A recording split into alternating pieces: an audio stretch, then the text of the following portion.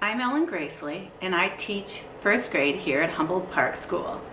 We are a K-8 school, and we have adopted the systems thinking program here at the school to work with all of our children, K-4 through 8th grade. And systems thinking is a program that we are working with our children so that they can become really good thinkers. This program has habits that allow children to be really good learners, do problem solving, do connections with their world, understand the kinds of things that they do and how they affect another person or another system. We've all done some of the tools that help to develop those habits and get children to become better thinkers in this school. It's something that takes a long time because it's a big paradigm shift. It's there is no right answer, and it's all about getting children to think, explain their thinking, explain their questioning, answer differently. So it's a big shift, and we're in the process. We've been working on this for about 2 years now. I've been trained. I've gone to Portland 2 times already, and several of our other staff have also been trained to learn and implement this. We're training each other, and we're training the students, and the students are training us. So it's a great program. I strongly believe in it, and I can see the results already. The best feelings go up here. Okay, who's going to describe the best feelings in this story? What are the best feelings in this story? Sally? When they got Miss Nelson back. Okay, so what feeling would that be? Happy. Okay, so really, really happy. I'm going to show that like this. Big, big smile, right? Okay. All right, big, big smile. All right. So what are the lowest feelings in the story? What are the really lowest feelings, like really down there? What would be down there? Liam? When Miss Nelson told no story time hour. Okay, so what would that feeling be? Very sad. Very, very sad. So let me write that down here. Very, very sad. Okay. All right, very, very sad. Almost ready here. And they're being disrespectful. And then what happens? What happens, Ali? So Miss Swamp. Miss Swamp comes. Then what happens to their feelings when Miss Swamp comes? What happens when Miss Swamp comes? They get sad. Are they the saddest they've ever been? No. No, I think they get sadder because this is the first stage she comes, right? Sad. Sadder. Sadder. Even sadder. And the saddest you could possibly be. And then really, really happy. All the way up here. To the sky. And to the sky. Okay, show me with your hands. How does it go? Like this, ready? Here we go. All right. Now let's do different colors.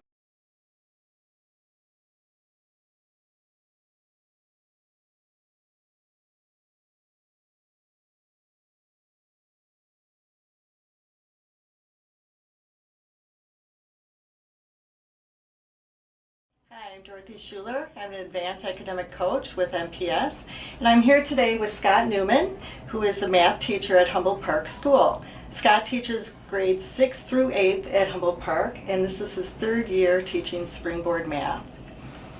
So, Scott, you started this program 3 years ago. Kind of take us through the route in which you have spent. For the first couple of years, making that transition to Springboard was not an easy transition for me because I was a teacher that was more teacher-directed in instruction. This year's 8th grade class, though, has been the one class that has been with me for 3 years, and I can really let go now and let them do a lot of the kind of learning on their own or in their groups. So I've seen the benefits through the last 3 years. Sixth grade is always tough. They're coming from a different curriculum and also being, in intermediate and different teacher. By the time they hit seventh grade, they're starting to kind of catch on how Springboard book works, how to use it as a good resource, a good tool, and starting working very well in their small groups, in their discussions about math. And again, this year's 8th grade class, it's very relaxed setting. They don't care who they work with. They know they need to get a task done. A lot of math talk is being discussed in their groups.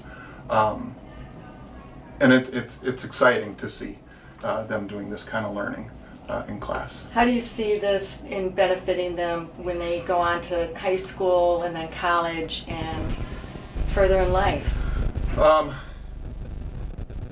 Obviously there are some high schools out there that are working with Springboard. And if they go to those high schools, it'll be a very easy transition.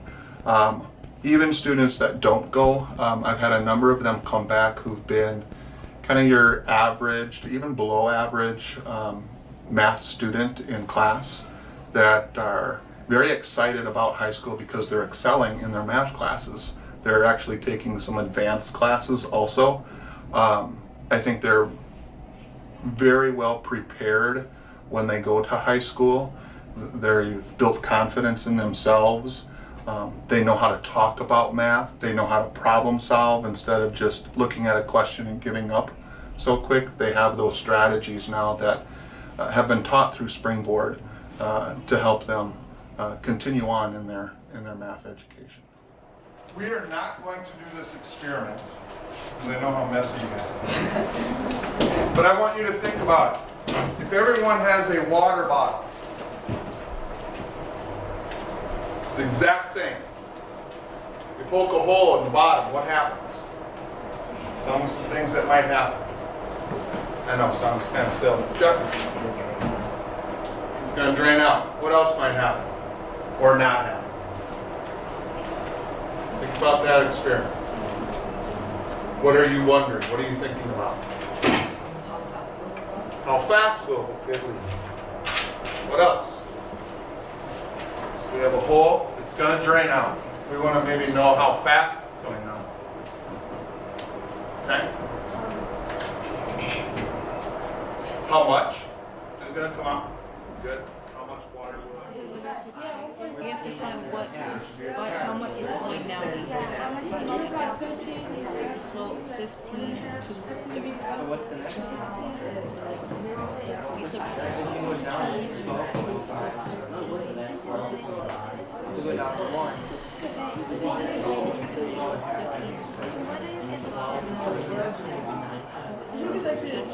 Each time it goes by 1.5 centimeters. I think it's down $15 for So one and a, so each time. H and T.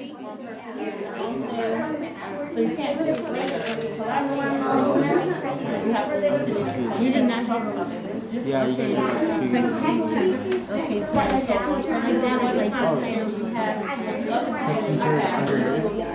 yeah, like one between these two. But it's like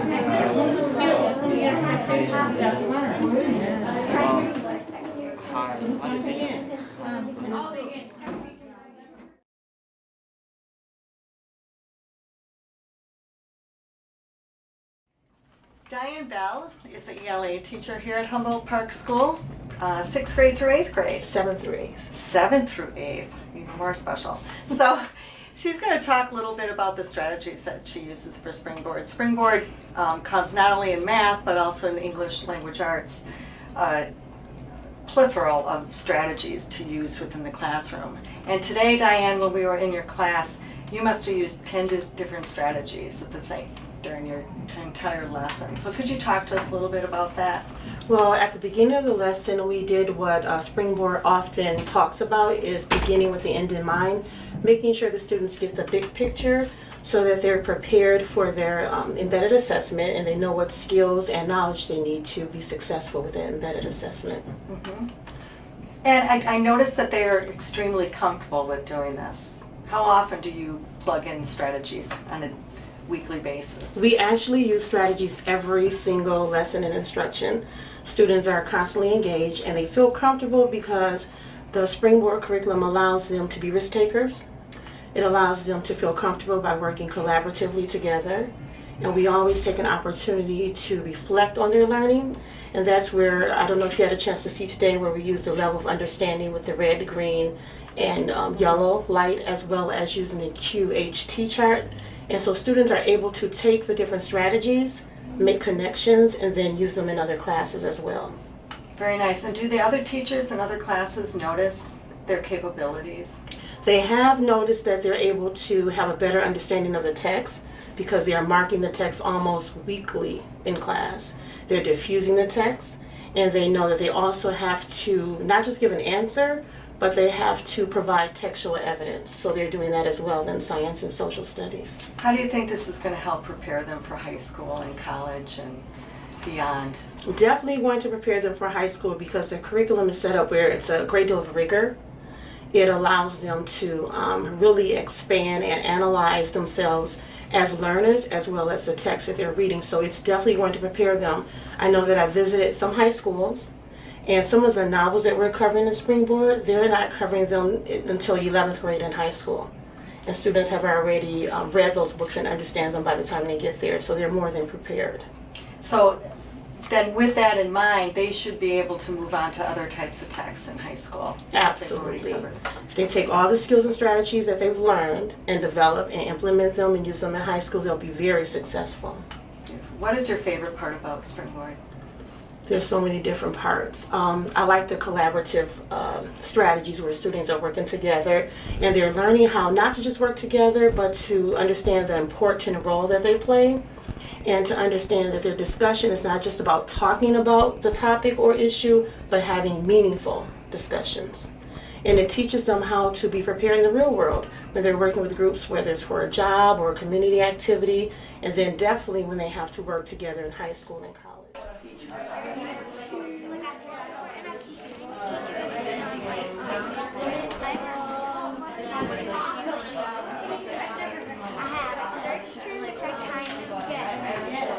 Yeah, I put norm consensus because I don't think it would be like abbreviation. I don't know if they mean. I don't think they mean like norm as in like normal. Yeah, they wouldn't shorten the word like that. So it needs to mean something different. And then I put consensus because I'm white. And then search which. Yes, we need to know how to research. Because the way you guys research is take the information, copy it down. Is that researching? No. No, because we need to do what? What do we talk about? Can you just look at one source and gather all your information? What do you need to do? Aiden? Look at many sources and then take the knowledge that you have found on both of those, like multiple sites, and then put it. Absolutely. So you look at multiple sources when you're doing your research. So we need to learn how to research the correct way, effectively. Anything else for knowledge? Last call, knowledge. Check your section quickly. Check your book, see what you circled. And double check your mind, see if you missed anything.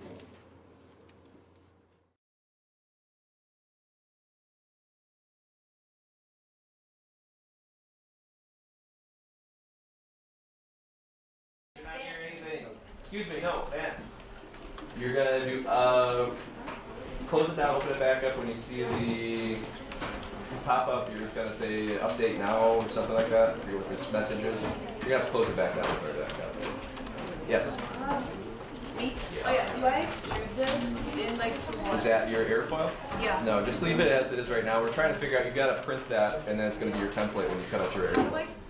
How do I turn it in? Do I just like You're turning in the Excel sheet that you have to make. Okay. Okay, so second, you want to just highlight that. You'll see it because you learned all that stuff.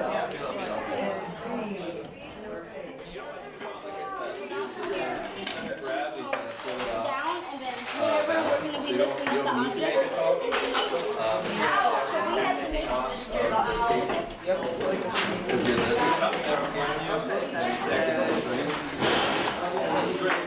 wrapping around here to lift up.